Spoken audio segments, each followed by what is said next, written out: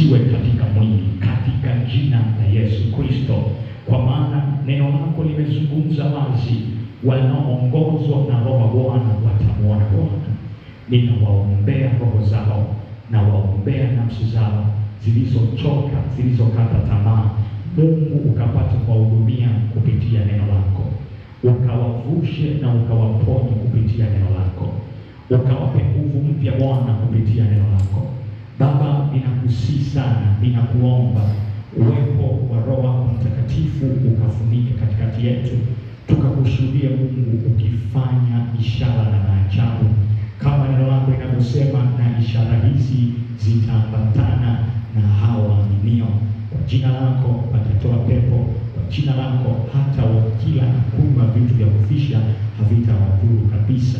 Nakusihi sana Mungu uliye hai, uwepo wako Bwana utamalaki mahali hapa, ukatuhudumie Bwana, ukatulishe, tukale tukashiba katika jina la Yesu Kristo. Inua mikono yako juu kwa dakika moja. Kwa dakika moja. Inua mkono wako juu, usimuinulie mtu. Usiinue kwa sababu mchungaji alisema. Inua kwa lengo la kumwambia Mungu, niko tayari kukupokea na niko tayari kukusikia wewe. Niko tayari kuvushwa na wewe. Kwa dakika moja, kama umejazwa Roho Mtakatifu, nena kwa dakika moja.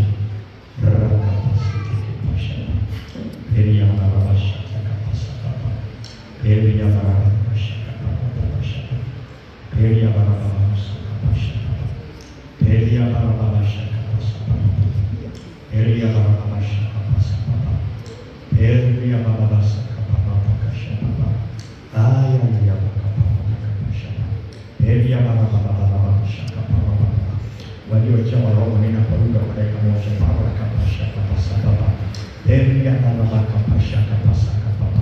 Waliojawa Roho Bwana reka pasha kapa, nena kwa lugha, watu watoke na miujiza leo. Reka pasha kapa, waonane na Mungu wao. Rima mama sakapa, wageuzwe wa watu wengine. Bia makapa shakapa, jia nimewani mimi masakapa, jia nimewani imakapa shakapa. Mungu abadilisha ya kuja leo. Imakapa shakapa, Mungu anyanyuae akamnyanyua aliyekuja leo. Reka pasha kapa papa, Mungu anayepasua ahadi apasue ahadi ya yule aliyekuja leo. Reka pasha kapa pepesa kapa shakapa sepete lege kapa sakapa elia baba sekesha kapa. Mungu anayesimamisha jua vita vipiganwe leo, jua lisimame. Reka pasha kapa, vita vipambanwe kwenye ulimwengu wa roho. Wakuvuka wavuke, wakupenya wapenye, wakuinuliwa wainuliwe, wakupitisha hatua wapitishwe hatua, wakuinuka na kuangaza wakainuke tena. Elia pasha kapa sakapa, elia baba shaka sakapa, elia baba sakapa shakapa, elia baba sakapa shakapa, elia baba sakapa shakapa, elia baba sakapa shakapa, lele kapa shakapa. Sifa na utukufu ni kwa Mungu wetu. Leo tutahudumiwa tena, leo tutaponywa tena, leo tutainuliwa tena, leo tutawezeshwa tena, leo kuna majawabu tena, leo kuna uzima tena, leo kuna uponyaji tena, leo kuna kuinuliwa tena, leo kuna kupitishwa hatua tena, leo kuna kutendewa makubwa. Hebu ongeza makofi ya juu kwa Mungu aliyeleta mahali hapa, kwa Mungu aliyekufikisha mahali hapa, kwa Mungu aliyeruhusu wewe mahali hapa. Ongeza makofi na shangwe na vigelegele. Wamama ni nusu, wamama vigelegele.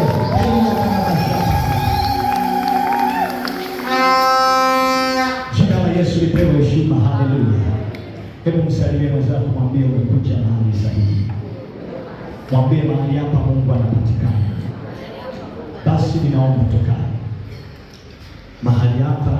Mungu anapatikana na anabadilisha historia za watu.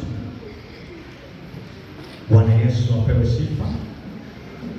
Nani amejiandaa kukutana na Bwana?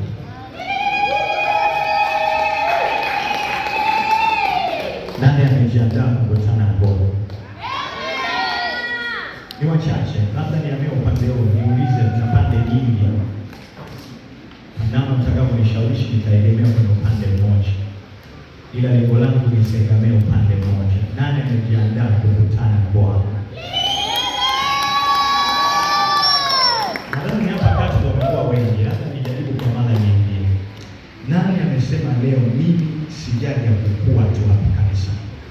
Sijaja kuangalia tu jengo la kanisa, sijaja kuangalia mchungaji amevaaje. Mimi nimekuja kukutana na Bwana.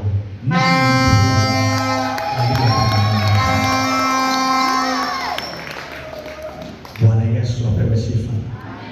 Na mimi nikuhakikishia leo utakutana na Bwana.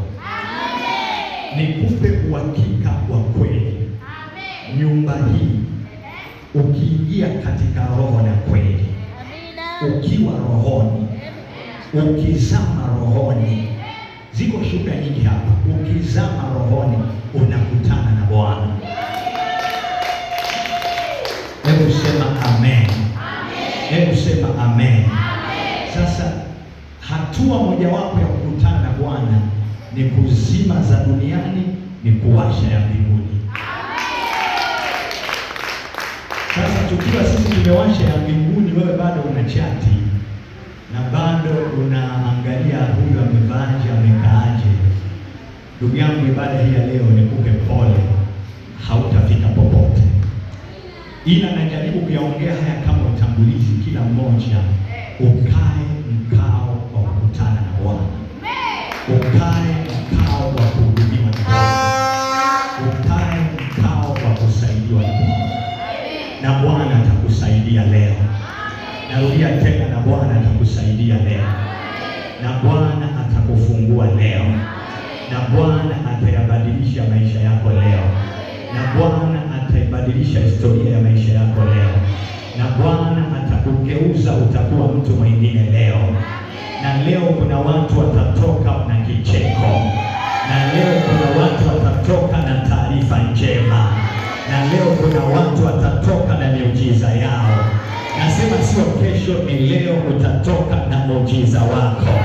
Sio baadaye, ni leo utatoka na uponyaji wako.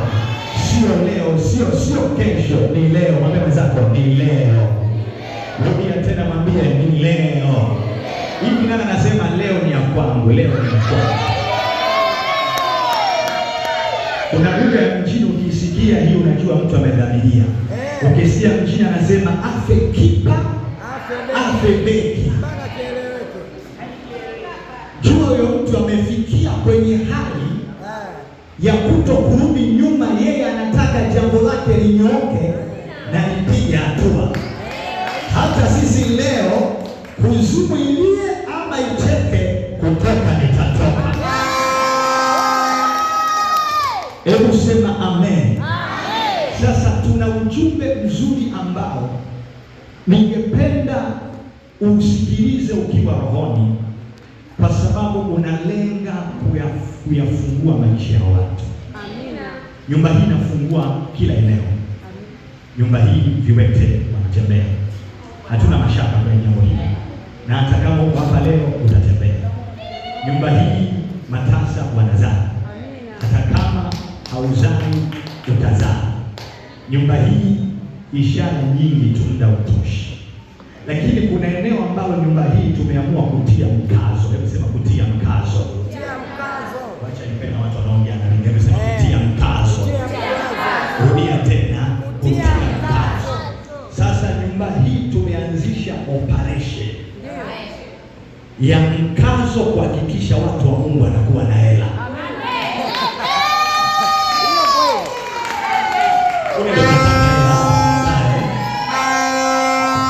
Sijajua watu wananiita vizuri. Naomba mnisikilize vizuri watu wa Mungu. Narudia tena, nyumba hii tumetia mkazo. Tumeamua kukomaa. Tumeamua kushindana. Haiwezekani tunaponywa tu magonjwa, hela hatuna. Haiwezekani tunanena kwa lugha, hela hatuna. Hiyo haiwezekani. Ila sisi tumeamua kuchange gia, kutikisa ulimwengu wa roho.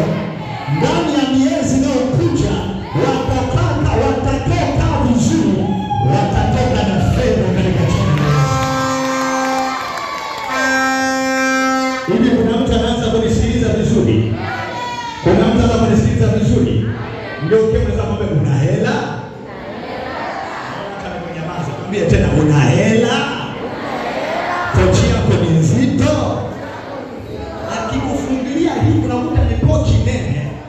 lakini zimepangwa 500 500 na 200 200. Hiyo kweli. Na kitambulisho cha taifa na kitambulisho cha NIDA na passport na hati ya kusafiria, ila hela haipo. Sasa pastor, sasa mahubiri gani? Utanielewa tu, utanielewa unapoelekea mbele. Baada dakika chache utanielewa vizuri sana. Nisikilize nikwambie, wengi wamedharaulika kwa sababu hawana hela. Wengi wamepuuzwa kwa sababu hawana hela. Wana hekima lakini hekima yao haisikilizwi. Ana hela sasa mpamla, ana mawazo ila ana hela.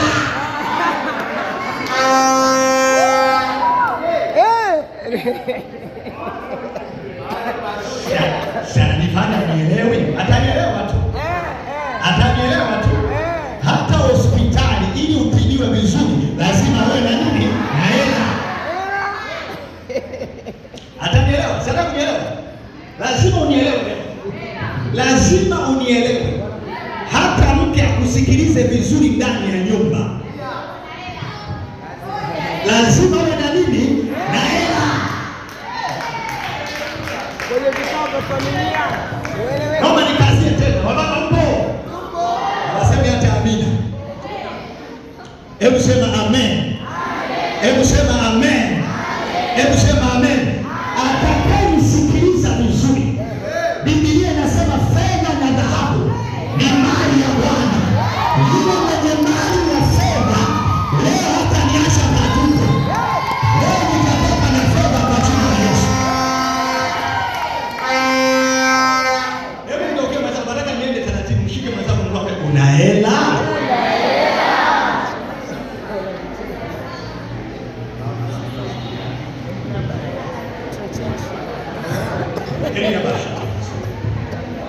Elia barabasha. Hela ipo. Kwa nini kwetu haipatikani? Kwa nini kwetu hazipo?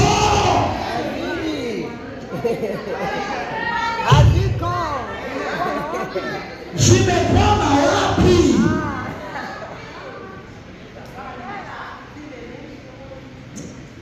Nisikilize, tumekwambia nyumbani tuna msimamo mgumu. Kwamba sisi hatuishi kuponya magonjwa. Tunaishia kufungua milango. Huyo mtu asiyekuwa na hela awe na hela.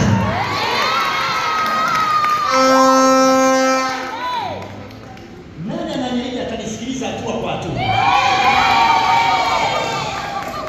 Nani ananiahidi atanisikiliza hatua kwa hatua?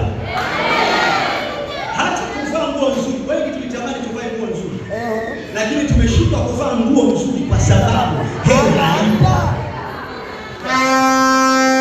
Umesuka mabutu kwa sababu hela haipo.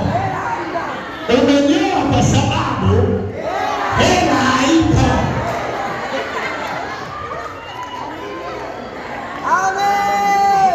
Umeshindwa kuvaa heleni, hela haipo. Kijana umekataliwa na mchumba, hela.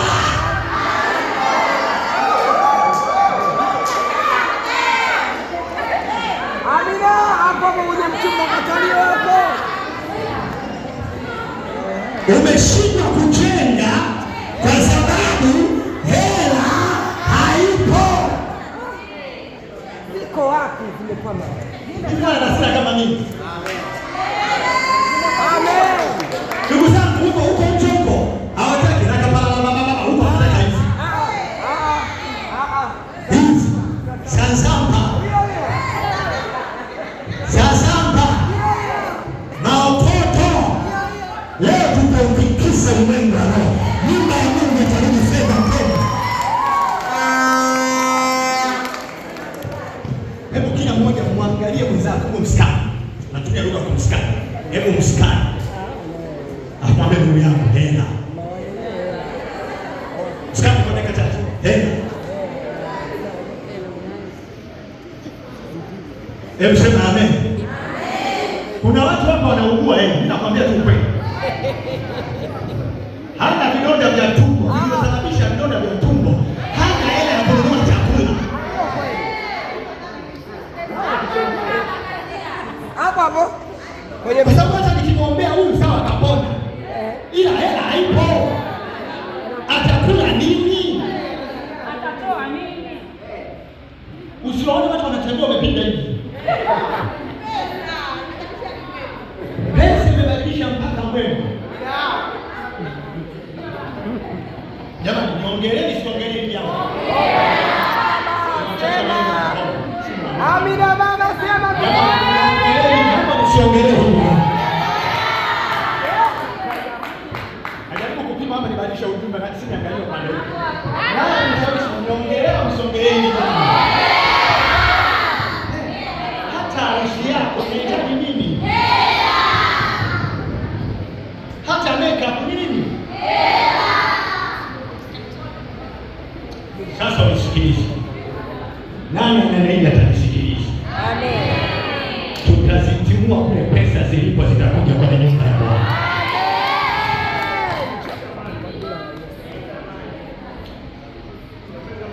Hebu msikilize huyu baba aliyesimamishwa na mchungaji kiongozi leo hapa. Amemezeshwa maarifa ya kusababisha. Huu ni mwezi wa ngapi? Wa 3 leo tarehe 14. 15. Kuna kitu mama amechungulia kwenye ulimwengu wa roho, akajua vita hii hapa hii, akanyange mwanae Musa.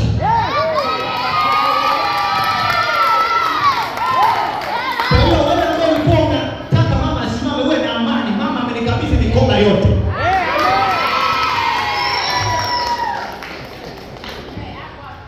Nani yuko tayari kunisikiliza? Nani yuko tayari kunisikiliza? Nisikilize wewe. Nisikilize. Ndio. Watoto wanadai vibaya. Ndio. Nisikilize. Nisikilize ndio wewe. Wanadai vibaya. Sasa naanza sasa. Ndio nataka kupata sasa naanza. Ndio ananisikiliza. Sasa ujumbe wangu na kichwa cha habari nasema upinzani katika eneo la fedha. Upinzani katika eneo la fedha. Beria akapashete kipasa. Upinzani. Yaani shetani wake alipo kwenye BP kansa. Shetani yeye anampinga huyu dada kwenye eneo la fedha. Naomba unisikilize sana. Nisikilize kila mmoja. Lengo la kufundisha upinzani katika eneo la fedha ni kuondoa upinzani ambao uko juu yako kwenye eneo la sasamba. Hebu sema amen. Hebu sema amen. Sasa upinzani ambao tutakaouli nao leo wa kwanza, nitadili na wa kwanza hawa tutagawa A na B. Ya kwanza, kuna watu wana hela ila haziongezeki. Yaani kuna mtu hela anayo haiongezeki.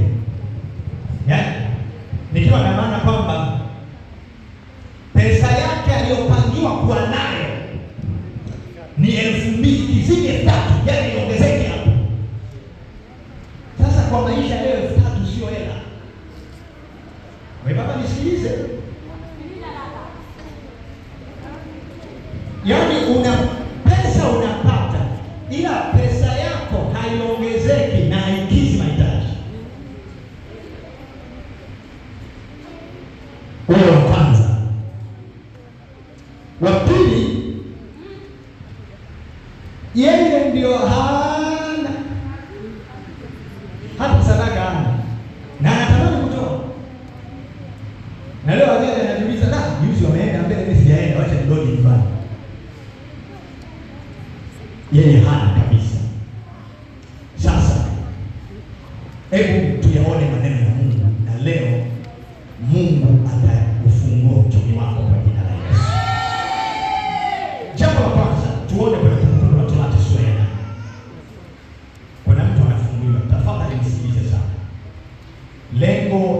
mafundisho haya, Mungu anataka kurudisha fedha kwenye kanisa. Anataka kuangaliwa fedha vijana na wamama na wababa kwenye kanisa. Naomba unisikilize. Ninaomba usizoee neno la Mungu. Nikisema mahali tufungue, tunafungua kwa pamoja, na unajaribu kulifuatisha kweli cha Mungu ili tupae kwa pamoja. Kumbukumbu la Torati sura ya 8 na ule mstari wa 12 hadi wa 13. Nisikilize dada yangu, baba yangu, kijana, nisikilize dakika chache sana na tutaomba sana. Kumbukumbu la Torati sura ya 8 na ule mstari wa 12 hadi wa 13. Kila mmoja naomba tuangalie maandiko. Je, ni sawa kwenye neno la Mungu sisi kuwa na hela? Ni sawa? Ni sawa wewe uwe na fedha? Ni sawa? Ni haki yako? Nataka tuangalie maneno na Mungu atamsaidia mmoja atakayesikiliza kwa makini sana. Kumbukumbu la Torati sura ya 8 na ule mstari wa 12. Paraka kapasha kapa. Hii ndio neno la Bwana. Maandiko yanaanza kusema hivi: angalia utakapokuwa umekula na kushiba. Hebu sema angalia. Utakapofanyaje? Naomba ushirikiane wako, sawa? Wakwambia unasema inakuwa nzuri zaidi. Hebu sema amen. Twende mbili tatu, nasemaje? Angalia utakapokuwa umekula na kushiba. Umefanyaje? Umekula na kushiba. Rudia tena. Umekula. Ndio kama zangu wewe una haya mawili. Unakula na kushiba. Kula na kula ila ashibi. Unachotaka unakula,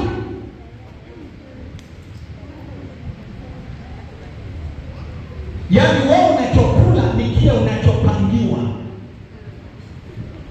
Yaani wamama nikategemea vigelegele kwa sababu najua hali ni mbaya kwenu. Ulichokiacha nyumbani unakijua. Watoto kila siku wanasema mami, Mungu gani huyo? Kila siku dagaa tu mami. Simamishi dagaa sio chakula. Usinielewe vibaya. Kuna watu wamefanyiwa uchawi, wameshikiliwa rohoni kwa sababu ya chakula. Kupata kwao kwa chakula ni ngumu. Leo Mungu anaupaka kukutoa kwenye hili eneo. Umeona, jambo la kwanza Mungu anasema ni haki yenu mnaponiona mimi, mkiona mnakula na kushiba, jueni mimi nipo. Anasema angalia utakapokuwa umekula na kushiba na kujenga nyumba nzuri na kukaa ndani yake, mambo mengine yanaongezeka. Cha kwanza huwa umekula na kushiba, alafu na cha pili umejenga, sio kabanda. Nani anataka nyumba nzuri? Kanisani mnaniangusha. Atakisi wanasema, nani anataka nyumba nzuri? Sio unaingia kwenye nyumba hivi kama mnakimbiza mwizi.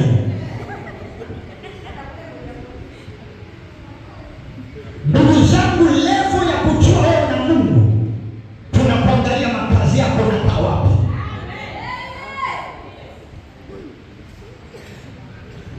Ndugu zangu, tumeshindwa kuwa na ushuhuda leo kwa sababu shetani ametumia kwanza kwenye kula vizuri. Utaendelea kumshuhudia Mungu anakuwa kila siku naomba chumvi, naomba mboga. Maana ni sababu Mungu wako anakusaidia wewe. Anakuja kukusaidia na mimi tena.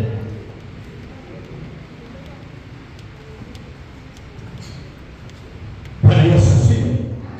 Anasema angalia utakapokula vizuri na kushiba na kujenga nyumba nzuri na kukaa ndani yake.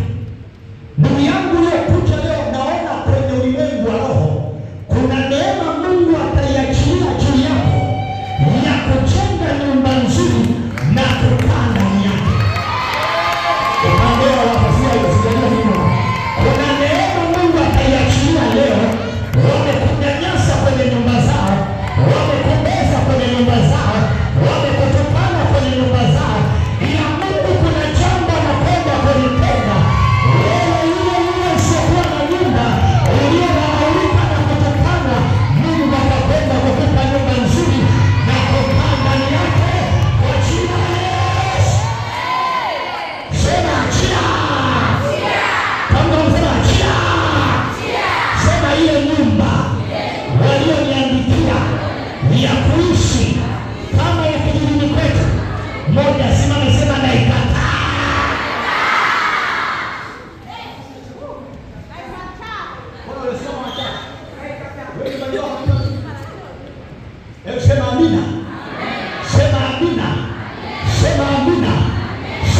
nyingine.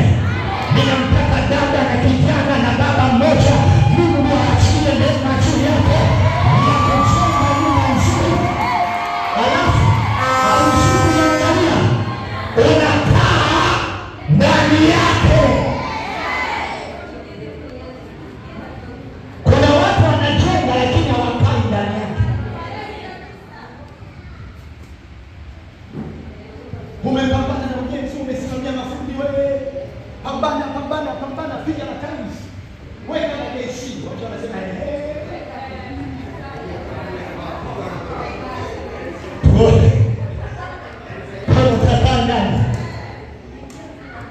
umeingia tu kwanza.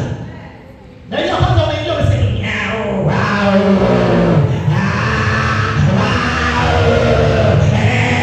yaani mapaka na hiyo kama watoto wachanga.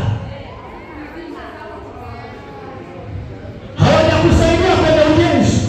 Wala mchanga wa tofali. Wala mchanga wa mchanga. Hiyo wanakuja kwenye eneo lako.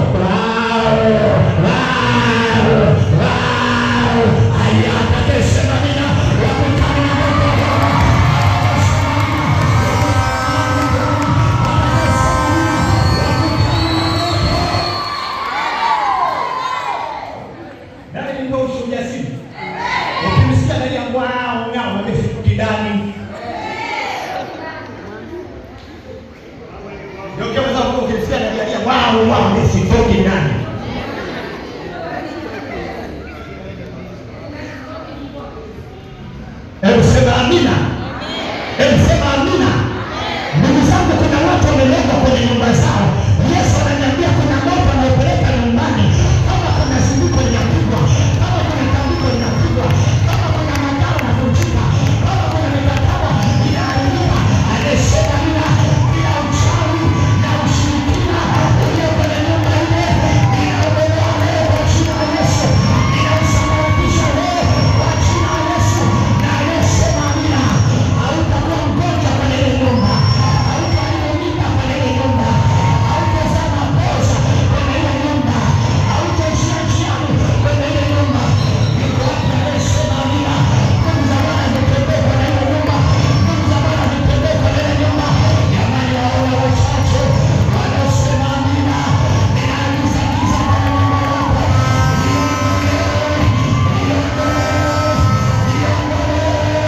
Niondolewe mauti kwenye nyumba yako. Niondolewe madai kwenye nyumba yako. Niondolewe. Anasema amina.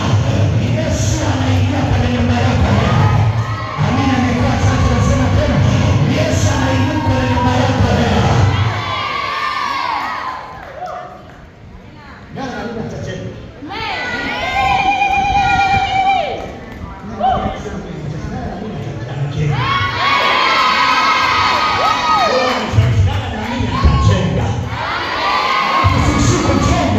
Ninakaa ndani yake.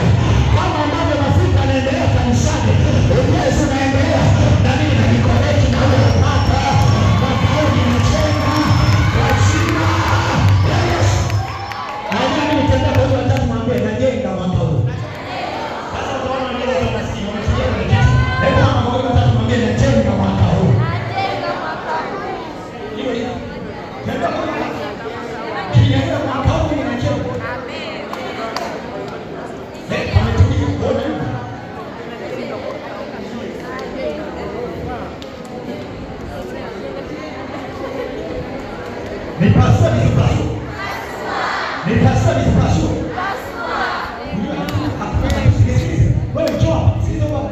Hakuna matusi makubwa kama ambavyo mtu anainuka kwenye msiba.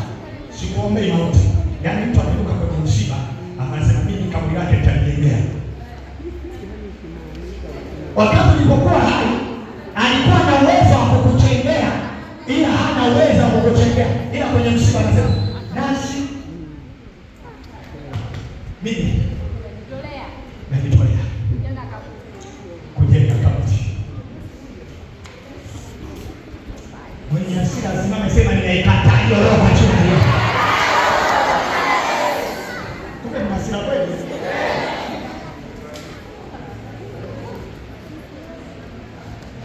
Nani amenielewa?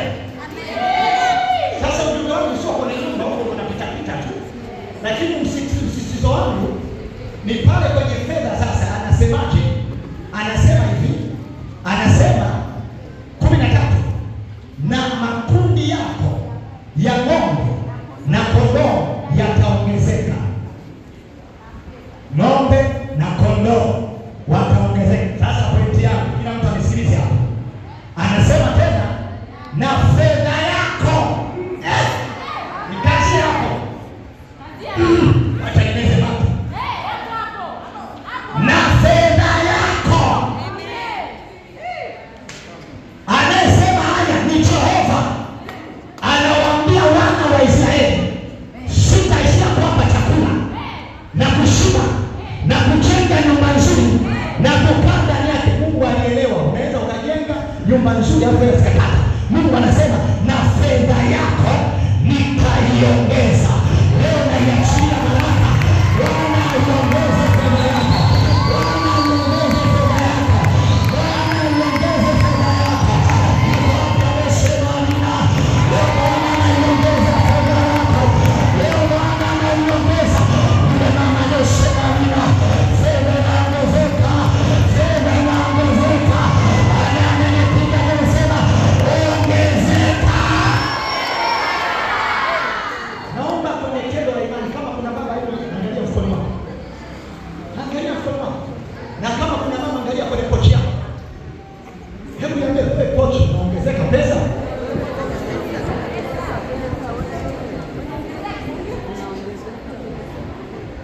Unaongezeka? Sipuuzi haya mama nyaoni acha kama nini. Mimi nakwambia niko roho. Shika mkoba uambie. Kila siku nakubeba tu na Biblia na daftari. Na kitambulisho cha NIDA.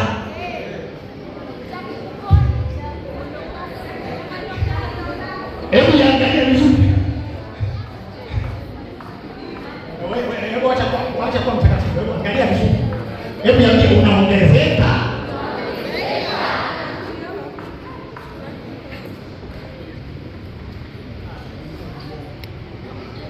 Wewe uliofanya tendo hilo, Mungu ameruhusu niongee hayo, sio kukufurahisha, ila ninatoa unabii. Hiyo pochi na hiyo akaunti yako, kuna pesa itakuja kwako yanaongezeka kwa jina la Yesu. Mungu amesema amina. Mungu amesema amina. Mungu amesema amina. Mungu amesema amina. Mungu kijana amesema amina. Iko pesa itakayokuja ya maongezeko. Walikugusa kwa sababu hauna pesa. Walikugusa nao kwa sababu hauna pesa. Walikuita na jina ya ajabu kwa sababu hauna pesa.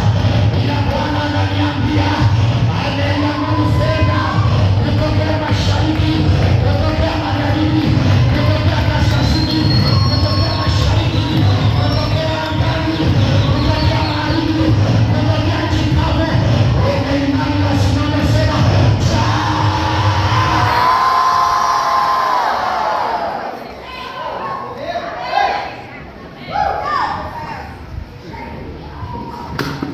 hakuna kitu kibaya kama mtoto anamfuata baba anaomba hela, alafu unakuwa mnyonge. Mwambie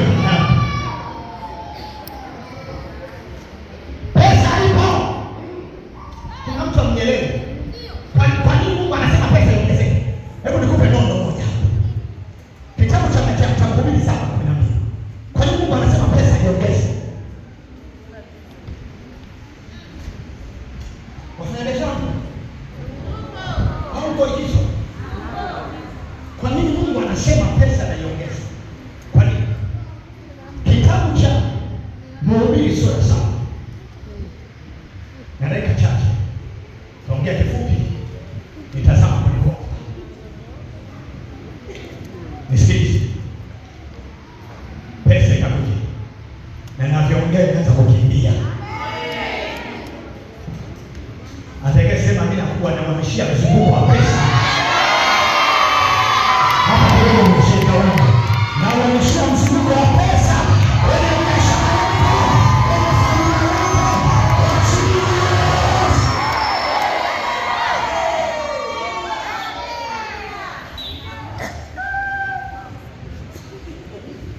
Kwa nini Mungu anasema pesa na iongeze? Mhubiri 7 na ule mstari wangapi? Wa 12. Nisikilize hapo, anasemaje? Kwa maana hekima ni ulinzi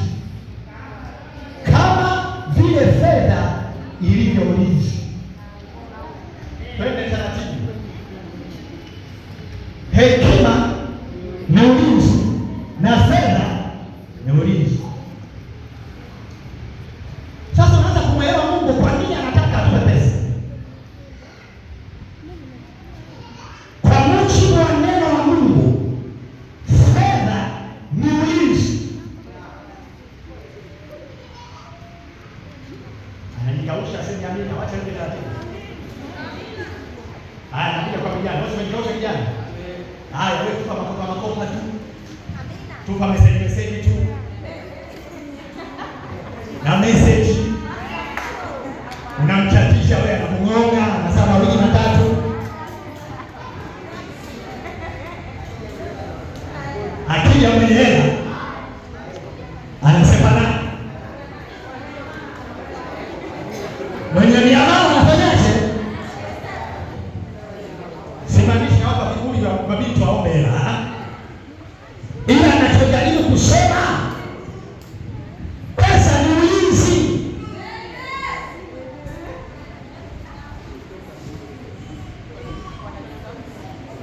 Kuna mtu anaelewa vizuri? Pesa ni ulinzi. Nikwambie kitu, yaani ukiwa na pesa kila mtu anakubali kuwa chawa wako.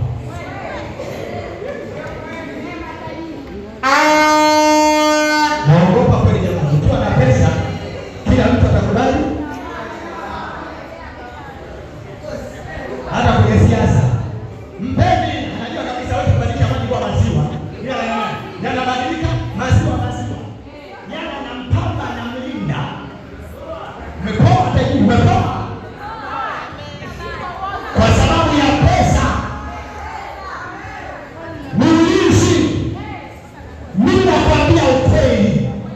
Mimi nakwambia ukweli, wengi wamepoteza wake zao ndani kwa sababu huna pesa. Kitaka mume umini, mke umini, pesa. Kila siku naacha maneno.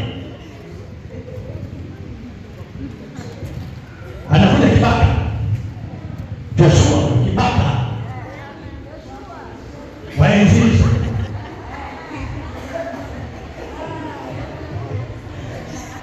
Hebu sema kwa jina la Yesu. Kwa sababu tunasema kwa jina la Yesu. Ninaikataa roho ya kutokuwa na pesa. Rudia tena. Rudia tena. Kwa sababu rudia tena.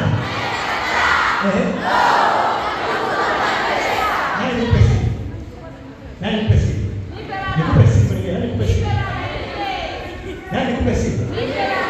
Yesu asingesema maneno ya uongo kama wanafunzi wake wangekuwa naye. Anabisha. Nikupe andiko. Yaani kama wanafunzi wa Yesu waliomzunguka Yesu wangekuwa na hela, ule uvumi kwamba watu wamesema kwamba wanafunzi wamemuiba usingeendelea. Wacha nikupe andiko. Mathayo 28.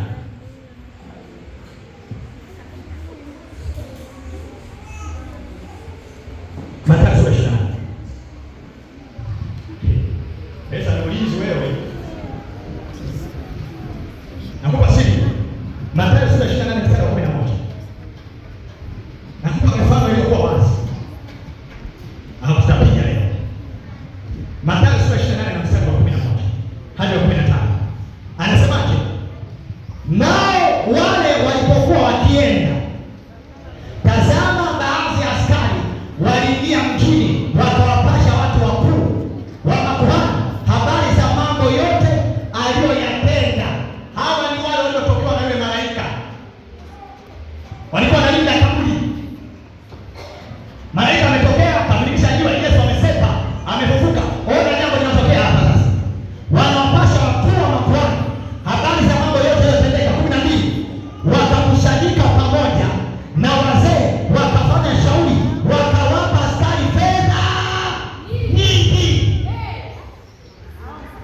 Ona maneno hayo, wakisema, semeni ya kwamba wanafunzi wake walikuja usiku wakamuiba.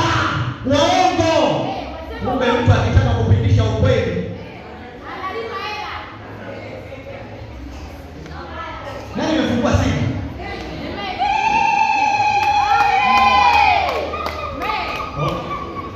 Wewe si domo. Simama. Anapigwa kubwa kausha. Kadisha. Wengi mambo yao yamebadilika kwa sababu kuna watu walipewa pesa wakayasema ya uongo,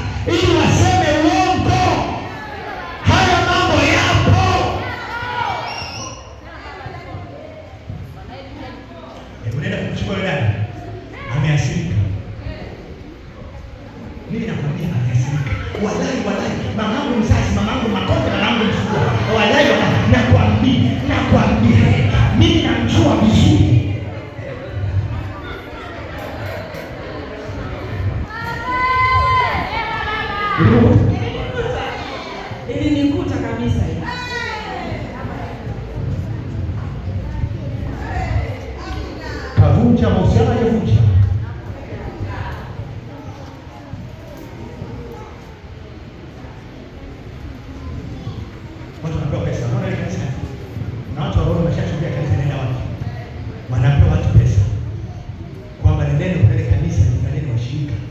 Kazi yenu nyinyi ni kuongea tu bongo. Unaona mchungaji baba afanya hapo kidogo, anafundisha watu, anakula ina kanisa.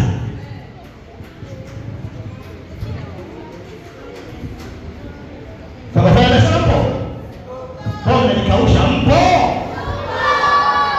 Naelezea fungu la pesa. Yaani mtu anachukulia naona idai clean toto zinaenda mbali. Sasa nifanyaje? Wanainulia wachawi na pesa. Machao hayo wanapewa pesa, wanaanza kujisogeza karibu, wanaanza kuingia kwenye akaunti na pesa vitu vina. Nasema ufe kwa jina la Yesu. Atakayesema nini? Atakayesimama wawili watatu. Yeyote yule anayesema mambo ya Mungu,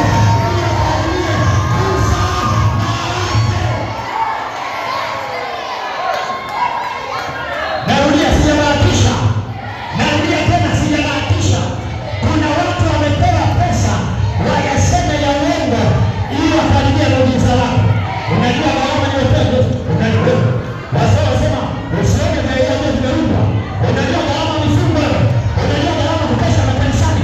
Unajua gharama atakayesema nini? Yoyote aliyesimamishwa na pesa ninaagiza mtie kwa muujiza wako kwa jina la Yesu. Haya nilisema kufa.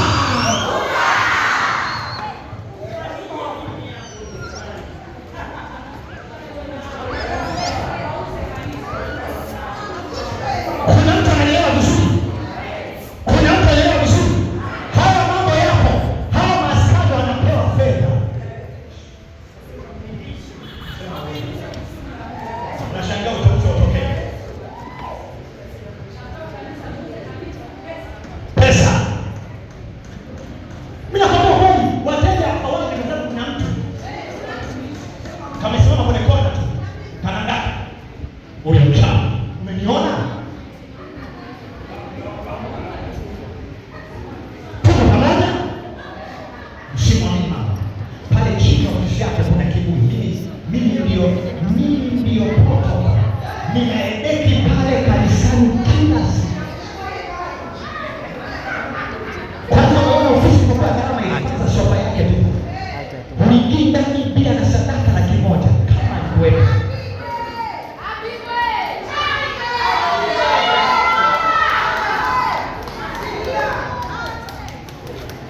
Hivi kuna mtu anaelewa vizuri?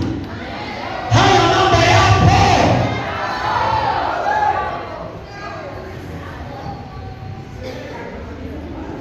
Usione karibu.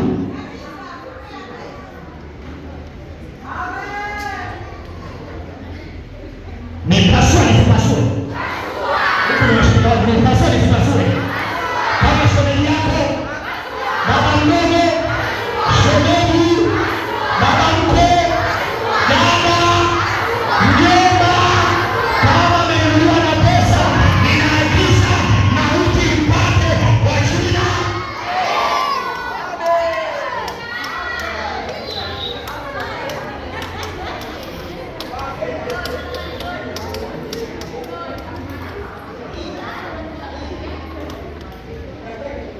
Hebu mwambie sana.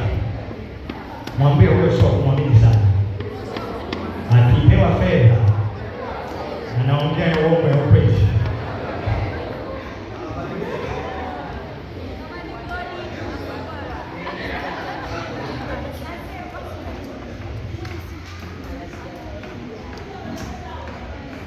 Nani anaelewa? Wengi uchumi umevunjika kwa namna hiyo. Connection za wateja zimekufa kwa namna hiyo. Biashara zimesimama kwa namna hiyo. Mahusiano yamekufa kwa namna hiyo. Alafu walikuwa wanafu walionunuliwa, yaani wana upendo wa kinafiki.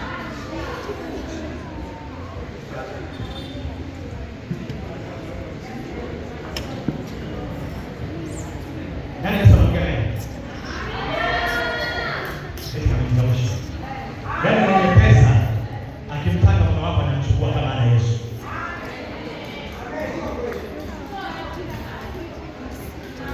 Tunaona kweli. Hebu sema nataka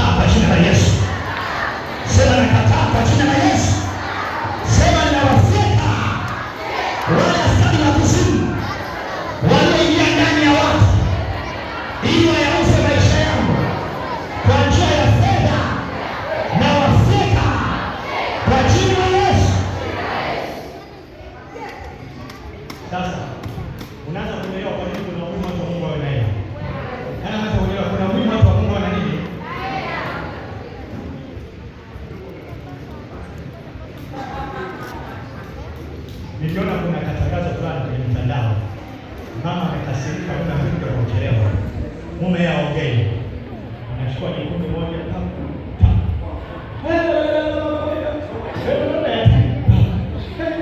siku nyingine wali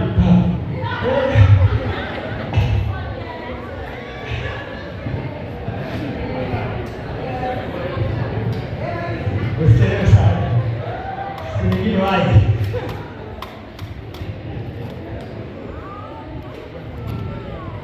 Nani anaweza kunielewa? Nani anaweza kunielewa? Wangapi wanatamani kuwasomesha watoto wao shule nzuri? Wangapi wanatamani kujenga nyumba nzuri? Wangapi wanatamani kusafiri? Jamani, ni wachache.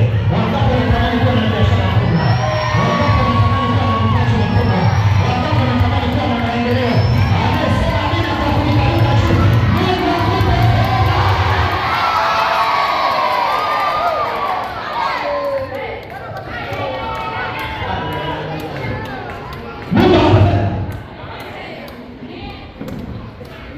Hebu mkokee mtamwambia wewe sio mbaya. Wewe ni mzuri.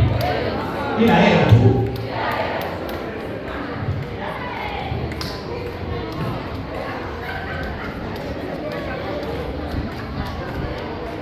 Hebu sema amen. Hebu sema amen. Hebu sema amen. Ni mzuri huyo. Hesa. Sio mzee. Ila hela. Wadada na mama wanajua makeup ni potozi inauzwa. Hapa nataka nasikia jamani, na wenzetu wameungwa wameshuka wewe. Unataka ameenda kujikoboa koboa. Na wewe ni mzuri kuliko hata wewe Hamisa msijui.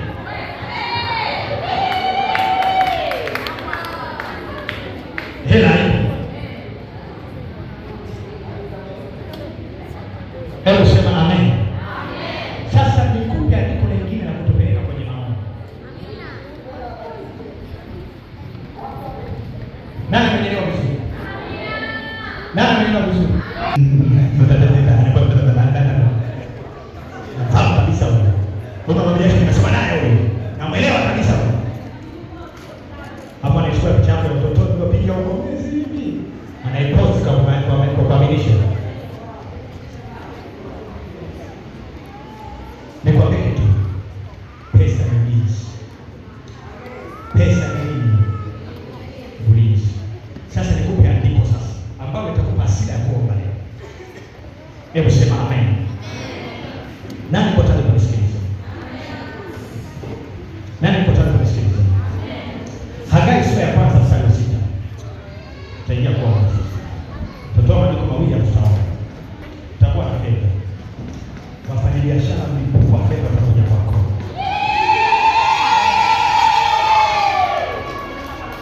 Hagai 1 na ule mstari wa ngapi? Wa 6. Najaribu kumalizia, naomba nisikuache. Andiko mawili ya muhimu sana. Hagai 1 na mstari wa 6. Imeandikwa hivi: mmepanda mbegu nyingi mkavuna kidogo. Leo anayevuna kidogo leo kuna moto utatembea juu yako. Yaani anapanda mbegu ila anachokivuna. Nani yuko hapa? Mimi hapa baba. Usiondoke baada ya leo tajiri na wewe. Yaani unapanda mbegu nyingi, unachokivuna. Ainuliwe Bwana. Hata leo baba yeye kasema chooni kwa tayari kashajikoki mazoezi ya kiroho na kimwili kwamba atakaposimama hapa wingu la Bwana lishuke. Maandalizi anafanya mimi akija hapa natoa tu. Amina, amina, amina. Wana matatizo wapiga drums na benda washangaa. Tumeongea hivi, akaja wakashika maiki.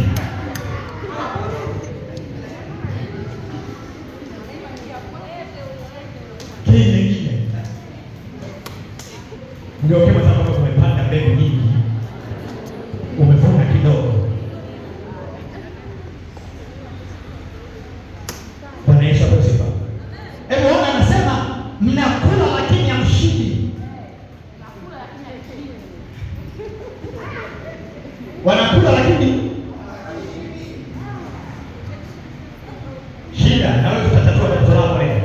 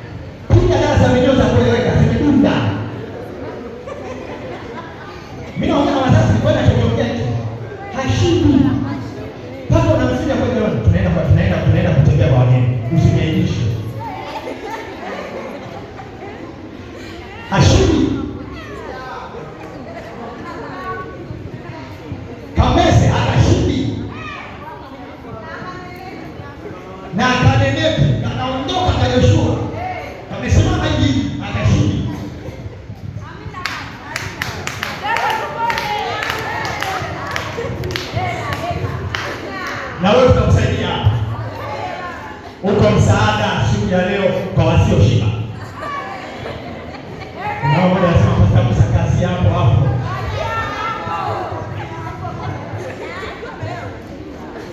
Yaani mchezo kama kilotaka kile sita ndani. Zinakidiwa siku mbili. Zimeshaisha.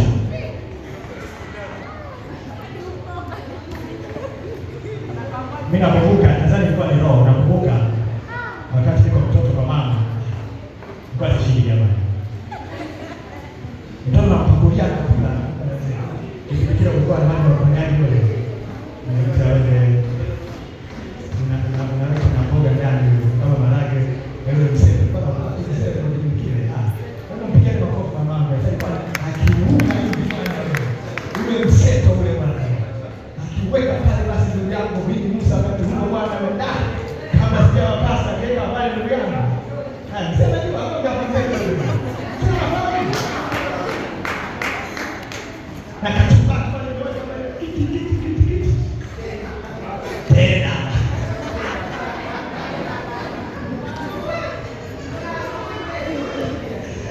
ujue na ndugu yangu kwa sakini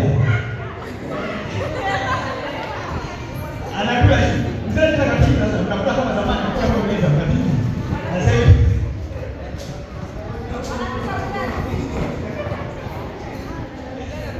hivi sema amen.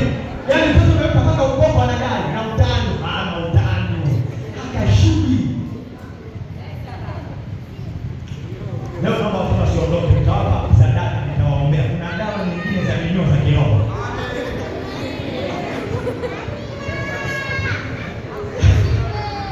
kama na mwana hapa naomba leo msogeze mbele ataombewa vizuri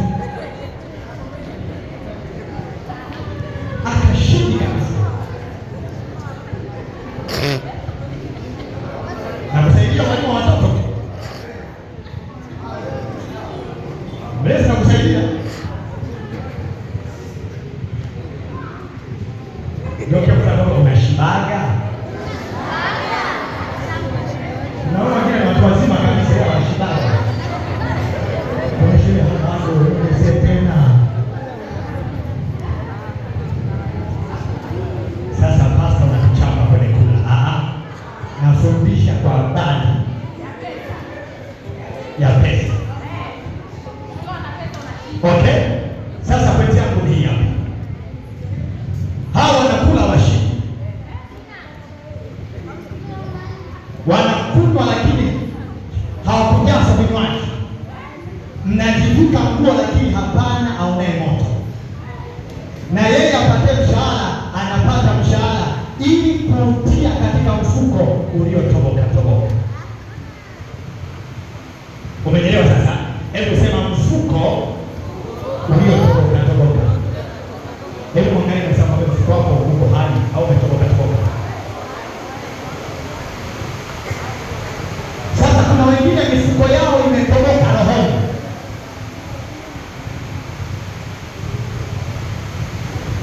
Mifuko imetoboka rohoni. Dalili mojawapo kwamba wewe umelogwa usiwe na pesa, ukiweka hela mahali unasahau. Ya kwanza. Ya pili, ukipewa pesa unapoteza. Yaani ni mtu akudondosha hela. Wiki haishi kudondosha hela. Yaani unaidiwa fedha lakini wewe hazitimii. Mifuko yako imefanyaje? Imetoboka.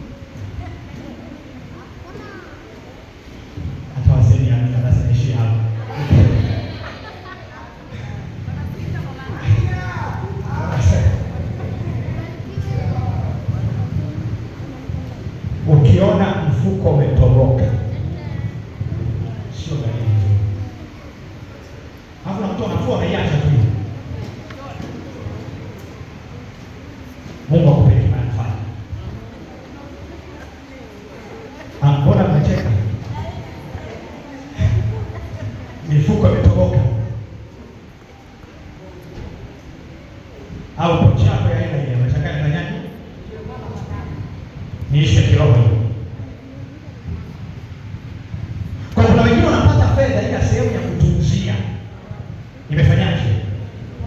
Imetoboka. Kwa fedha iweze kukaa hapo. Wengine viganja vimetoboka. Hebu sema nakataa kwa jina la Yesu. Sasa andiko ambalo linalosababisha nani anatoboa mfuko, nakupa andiko sasa, na tutaenda kuomba. Nani anataka kuwa na hela? Nani anataka kuwa na hela? Mungu amelala. Nani anataka kuwa na hela? Mungu amelala. Niambie mtangani. Nasema nani anataka kuwa na hela sasa?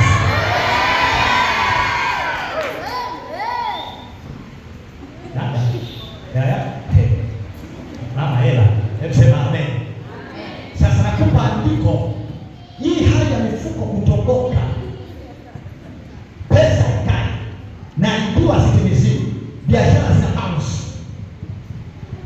Lakini mwingine baba anaenda yule kama kiwanja, kanua gari, kafanya vile na mshukuru, lakini kwako mifuko imefanyaje? Imetoboka. Inasababishwa na nani? Sasa nakupa andiko hili, halafu tunaenda kuomba. Inasababishwa na nani? Kitabu cha Ayubu 28 mstari wa kwanza. Kila mtu naomba ufike hapa. Hiyo hali ya mifuko kutoboka inasababishwa na nini? Tutaomba. Heri ya Bwana. Namalizia sasa. Mifuko imetoboka. Bwana Yesu apewe sifa. Namalizia sasa. Sikiliza, mifuko imefanyaje? Imetoboka. Naomba tulisikilize. Kila mtu naomba ufungue hapo. Kwa muhimu sana kutoka. Ayubu 28 mstari wa kwanza. Imeandikwa hivi. Tusome 2:3 anasema. Usiniache nisome mwenyewe. Hili ndio andiko letu kuu la kuingia kwenye maombi. 2:3 kila mtu naomba ufike hapo. Hii hali ya mifuko kutoboka hii. Mbona mimi sikai na fedha, wenzangu wanakaa na hela na wanafanyia vitu. Ila wewe ukishika hela bila ile kama mifuko yako imetoboka, utakuja kile ndani yako. Umeenda ndani yako kununua vifaa vya mtoto vya shule, unanunua vitu vingine. Mifuko imetoboka. Inasababishwa na nani? Mtu angalie Biblia, usome ile andiko. Na muhimu sana kila mtu naomba ufike hapo.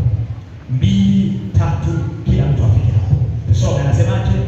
Hakika kuna shimo wachimbapo fedha. Rudia tena. Hakika kuna shimo wachimbapo fedha. Kwa sauti kubwa. Hakika kuna shimo wachimbapo fedha. Kuna nini? Kuna shimo. Wachimbapo fedha. Kuna mtamki. Kuna nini? Kuna shimo wachimbapo fedha. Sasa naomba unielewe, haya mashimo sio ya kimwili, ni ya kiroho. Wacha nikuoneshe kwamba shimo linalozungumziwa hapa sio la kimwili, ni la kiroho. Kuna watu wanaiba fedha hapa za watu, wanazipeleka shimoni, na kule shimoni ndio wanachukua zile fedha, wanatutapisha nao ndani. Kuna fedha za shimoni. Wacha nikuoneshe kwamba kuna mashimo ya kiroho. Alafu nikazie hapa Mithali sura ya kwanza mstari wa 12. Najaribu kuoneshea kwamba wanaposema mashimo, wachimbapo shimo, usizani shimo la taka. Sio ile shimo la kimwili wanaochimba la choo. Ni shimo la kiroho. Mithali sura ya kwanza mstari ngapi? Wa 12. Anasemaje?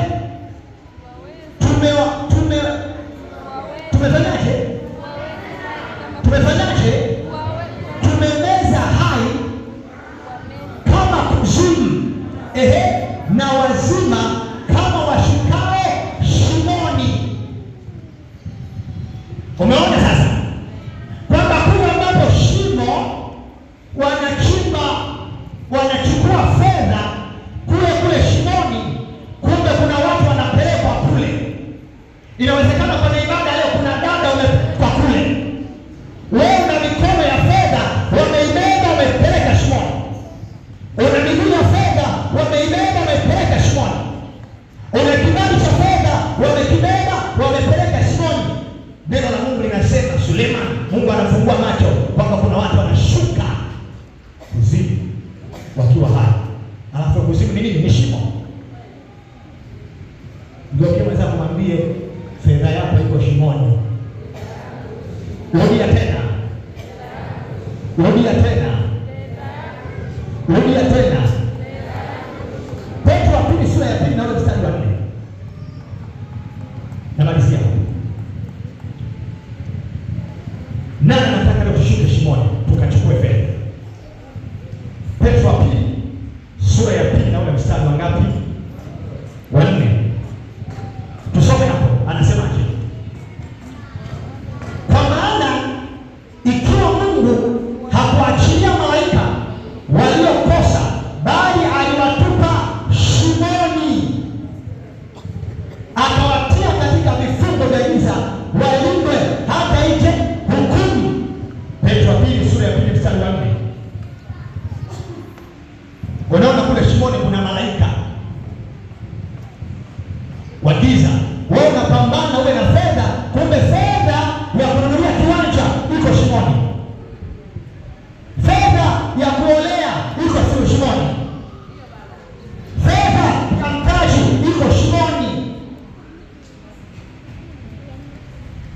Wewe unahangaika hapa, unataabika, lakini kumbe ile neema ya wewe kufanikiwa imewekwa shimoni. Nani hapa kunielewa sasa? Mimi nikwambia ukweli.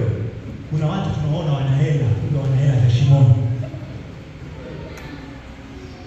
Yaani nakwambia ukweli. Na kuna maombi au tuna miujiza hapa. Yaani kuna tunaona wana hela, tunasema huyu ni tajiri, kumbe utajiri wake zile fedha ni za dada mmoja mlokole wa Tandaimba ambayo ni ya shimoni, wamechukua wanaitumia wao.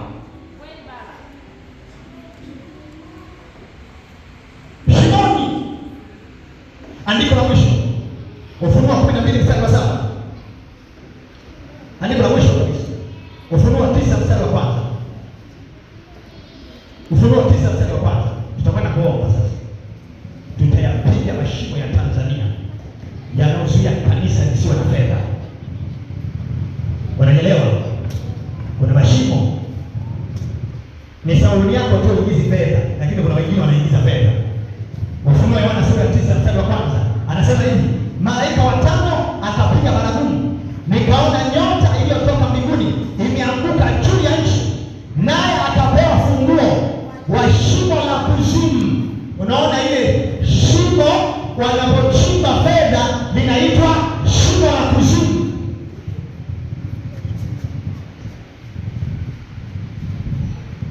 Unaona hawa mafata hawa wanaoweka hawa janja hao sote wanaenda kuzifuata shimoni.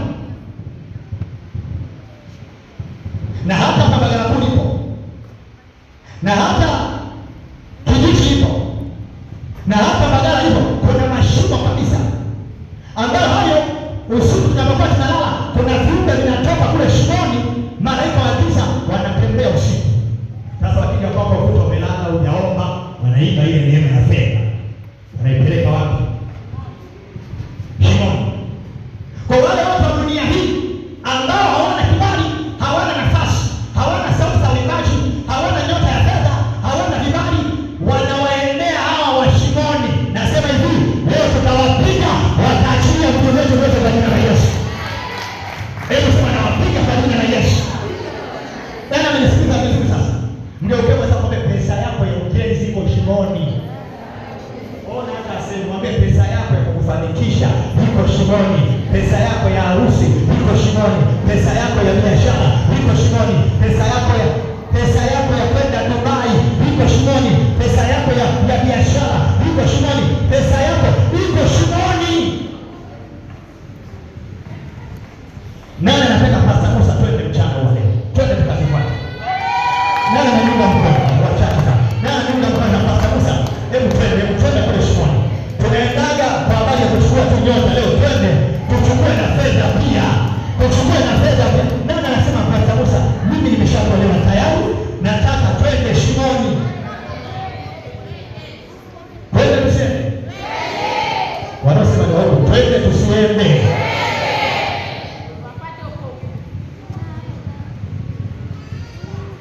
Nikwambie kitu. Hebu sema amen. Nikwambie kitu. ya utajiri wetu umewekwa shimoni. Bwana Yesu apewe sifa. Bwana Yesu apewe sifa. Kwa hiyo unaona huyu malaika wa kuzimu, yeye ndio anakontrol ile shimo. Hao unaona maarufu wanashikaga shimoni, hao wakina Almasi wanaenda huko, wanachukua, wanakuja. Tukipiga vizuri hapo, nada tukipiga vizuri, kuna watu watakata moto, kuna watu watafariki, na utajiri utarudi kwenye kanisa, na mali itarudi kwenye kanisa, na fedha itarudi kwenye kanisa.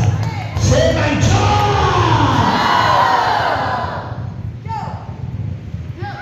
Haya ndio maelekezo ambayo Mungu amenipa. Amen. Kwa hiyo unaona, akanifungua shimo la kuzimu, moshi ukapanda kutoka mle shimoni kama moshi wa tanuri kubwa, jua na anga vikatiwa giza kwa sababu ya ule moshi wa shimoni. Nzige wakatoka katika ule moshi, wakaenda juu ya nchi, wakapewa nguvu kama nguvu walionayo nge wa nchi.